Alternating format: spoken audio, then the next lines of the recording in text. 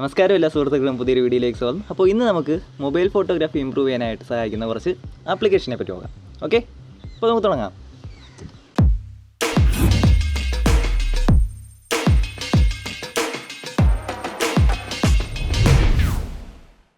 അപ്പോൾ വീഡിയോ തുടങ്ങുന്നതിന് മുമ്പ് ആദ്യമായിട്ട് എനിക്ക് പറയാനുള്ളത് എന്തെന്ന് വെച്ചാൽ, ഇനി പറയാൻ പോകുന്ന ആപ്ലിക്കേഷനുകൾ ചില ഫോണുകളിൽ പൂർണ്ണമായിട്ടും സപ്പോർട്ട് ചെയ്യാനുള്ള സാധ്യത വളരെ കുറവാണ്. ഓക്കെ, ഉദാഹരണത്തിന് ഇപ്പോൾ ഷട്ടർ സ്പീഡ് ചില ഫോണുകളിൽ നമുക്ക് സപ്പോർട്ട് ചെയ്യത്തില്ല.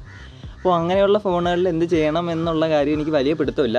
അപ്പോൾ അതിനെപ്പറ്റി ആർക്കെങ്കിലും എന്തെങ്കിലും അറിയാമെന്നുണ്ടെങ്കിൽ ജസ്റ്റ് ഒന്ന് കമൻറ്റ് ചെയ്യുക, നമുക്കത് പിൻ ചെയ്ത് തരാം.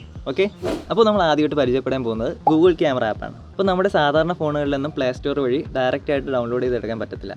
അപ്പോൾ ഇതെങ്ങനെ ഡൗൺലോഡ് ചെയ്തെടുക്കാം എന്നുള്ളത് തൊട്ട് നമുക്ക് തുടങ്ങാം. അപ്പോൾ ഗൂഗിൾ ക്യാമറ കിട്ടുന്ന സൈറ്റിൻ്റെ ലിങ്ക് ഞാൻ ഡിസ്ക്രിപ്ഷൻ ബോക്സിൽ ഇട്ടിട്ടുണ്ട്. അപ്പോൾ അവിടെ പോയിട്ട് നിങ്ങൾ ആ സൈറ്റിൽ കയറുക. അപ്പോൾ അതിൽ കയറി കഴിയുമ്പോൾ ഇതേപോലെ കുറേ പേരിൽ ഇങ്ങനെ ഗൂഗിൾ ക്യാമറ ആപ്പ് കിടപ്പുണ്ട്. അപ്പോൾ ഇതൊന്നും നിങ്ങൾ നോക്കി പേടിക്കണ്ട. നിങ്ങൾ നേരെ ഏറ്റവും മുകളിൽ പോവുക. അതിനുശേഷം ഇവിടെ ആൾ ഡിവൈസ് എന്ന് പറയുന്ന ഒരു ഓപ്ഷൻ ഉണ്ട്, അതിൽ കൊടുക്കുമ്പോൾ അപ്പോൾ ആ പേജിൽ പോയി കഴിഞ്ഞാൽ നിങ്ങൾക്ക് കാണാൻ പറ്റും പല പല ഡെവലപ്പർമാർ ഡെവലപ്പ് ചെയ്തിട്ടുള്ളതാണ്. അപ്പോൾ ഓരോരുത്തരും പല പല ഡിവൈസിന് വേണ്ടിയിട്ടാണ് ഡെവലപ്പ് ചെയ്തിട്ടുള്ളത്. ഇപ്പോൾ നിങ്ങളിങ്ങനെ നോക്കുക, നിങ്ങളുടെ ഫോണിൻ്റെ പേര് എവിടെ ഉണ്ടെന്ന് വെച്ചാൽ നോക്കുക. അപ്പോൾ ഞാൻ യൂസ് ചെയ്യുന്ന ഫോൺ ഏതെന്ന് വെച്ചാൽ പോക്കോയാണ്, പോക്കോ ഐഫോൺ. അപ്പോൾ പോക്കോ ഐഫോണിന് ഇവിടെ എവിടെയെങ്കിലും കാണും, ഇവിടെ കിടപ്പുണ്ട്. അതായത് സാൻ 1TY എന്ന് പറയുന്ന ഡെവലപ്പറാണ് പോക്കോ ഐഫോണിന് വേണ്ടിയിട്ട് ഡെവലപ്പ് ചെയ്തിട്ടുള്ളത്. അപ്പോൾ എൻ്റെ ഫോണിൻ്റെ ആളെ കണ്ടുപിടിച്ച് അതിനുശേഷം ഡൗൺലോഡ് പേജ് എന്ന് പറയുന്ന ഓപ്ഷനിൽ പോവുക. അപ്പോൾ അവിടെ നമുക്ക് പല പല വെർഷനിലുള്ള ഈ ആപ്ലിക്കേഷൻ കിട്ടും. അപ്പോൾ അതിലേതെങ്കിലും ഒരു ആപ്ലിക്കേഷനിൽ കൊടുത്താൽ നിങ്ങൾക്ക് ആ ആപ്ലിക്കേഷൻ ഡൗൺലോഡ് ചെയ്തെടുക്കാൻ പറ്റും. ഓക്കെ, അപ്പോൾ നിങ്ങൾക്ക് മനസ്സിലായെന്ന് വിചാരിക്കുന്നു. അപ്പോൾ നിങ്ങളുടെ ഫോണിൻ്റെ പേര് ആ ലിസ്റ്റ് ഇല്ല എന്നുണ്ടെങ്കിൽ നിങ്ങൾ എന്ത് ചെയ്യണമെന്ന് വെച്ചാൽ എല്ലാ ഡെവലപ്പർമാരിൽ നിന്നും ഓരോ ആപ്പ് വെച്ച് ഡൗൺലോഡ് ചെയ്ത് നോക്കുക, ഇൻസ്റ്റാൾ ചെയ്ത് നോക്കുക. അപ്പോൾ ഏതെങ്കിലും ഒരെണ്ണം നിങ്ങളെ ഫോണിനെ സപ്പോർട്ട് ചെയ്യും. ഇനി നമുക്ക് ആപ്പിനെ പരിചയപ്പെടാം. അപ്പോൾ ഗൂഗിൾ ക്യാമറയിൽ എനിക്ക് ഏറ്റവും ഇഷ്ടപ്പെട്ട ഓപ്ഷൻസ് ഏതൊക്കെയെന്ന് വെച്ചാൽ, ഒന്നാമത്തെ ഏതെന്ന് വെച്ചാൽ ഈ മോറിൽ പോയി കഴിഞ്ഞാൽ നമുക്ക് കാണാൻ പറ്റും നൈറ്റ് സൈറ്റ് എന്ന് പറയുന്നത്. അതായത് രാത്രിയിൽ നമുക്ക് ഫോട്ടോ എടുക്കാൻ ഒരുപാട് സഹായിക്കുന്ന ഒരു ഫീച്ചറുകളിലൊന്നാണ് നൈറ്റ് സൈറ്റ് എന്ന് പറയുന്നത്. അത് കഴിഞ്ഞിട്ട് എനിക്ക് ഏറ്റവും ഇഷ്ടപ്പെട്ടത് ഫോട്ടോസ്ഫിയർ എന്ന് പറഞ്ഞിട്ടൊരു സംഭവം. ഇതെന്ന് വെച്ചാൽ നമുക്ക് 360 ഡിഗ്രി ഫോട്ടോ എടുക്കാൻ സഹായിക്കുന്ന ഒരു ഫീച്ചറാണ്. ഓക്കെ, അപ്പോൾ ഇത് രണ്ടുമാണ് എനിക്ക് ഈ ആപ്ലിക്കേഷനകത്ത് ഏറ്റവും ഇഷ്ടപ്പെട്ട സംഭവങ്ങൾ. നിങ്ങൾ ഡൗൺലോഡ് ചെയ്തതിന് ശേഷം ഫുള്ളൊന്ന് ചെക്ക് ചെയ്ത് നോക്കുക, അടിപൊളി ആപ്ലിക്കേഷനാണ്. അപ്പോൾ നമുക്ക് അടുത്ത ആപ്പിലോട്ട് പോകാം. അപ്പോൾ അടുത്ത ആപ്പ് ഏതെന്ന് വെച്ചാൽ മാനുവൽ ക്യാമറ ആപ്പ് എന്നാണ് ഇതിൻ്റെ പേര്.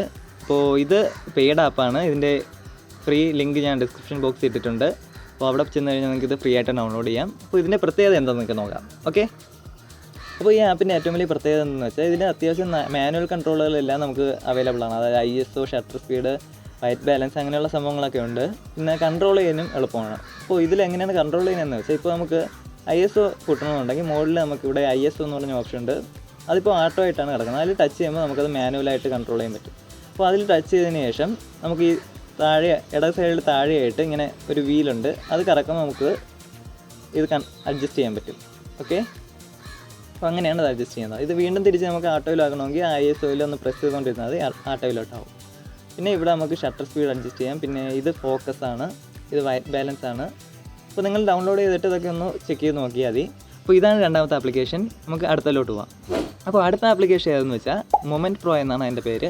അപ്പോൾ ഇതിൻ്റെ ഏറ്റവും വലിയ പ്രത്യേകത എന്തെന്ന് വെച്ചാൽ, നമുക്ക് വീഡിയോ എടുക്കുമ്പോൾ നമുക്ക് ഷട്ടർ സ്പീഡ്, ISO അങ്ങനെയുള്ള സാധനങ്ങളെ കൺട്രോൾ ചെയ്യാൻ പറ്റും. അപ്പോൾ ഇതിലാണ് ഞാൻ ആദ്യമായിട്ട് ഇങ്ങനെ ഒരു സംഭവം കാണുന്നത്. അപ്പോൾ അതുകൊണ്ടാണ് ഞാൻ ഈ ആപ്പ് നിങ്ങൾക്ക് ഇൻട്രൊഡ്യൂസ് ചെയ്ത് തരുന്നത്. ഓക്കെ, അപ്പോൾ നമുക്ക് ഈ ആപ്പിനെ പറ്റി ഒന്ന് നോക്കാം.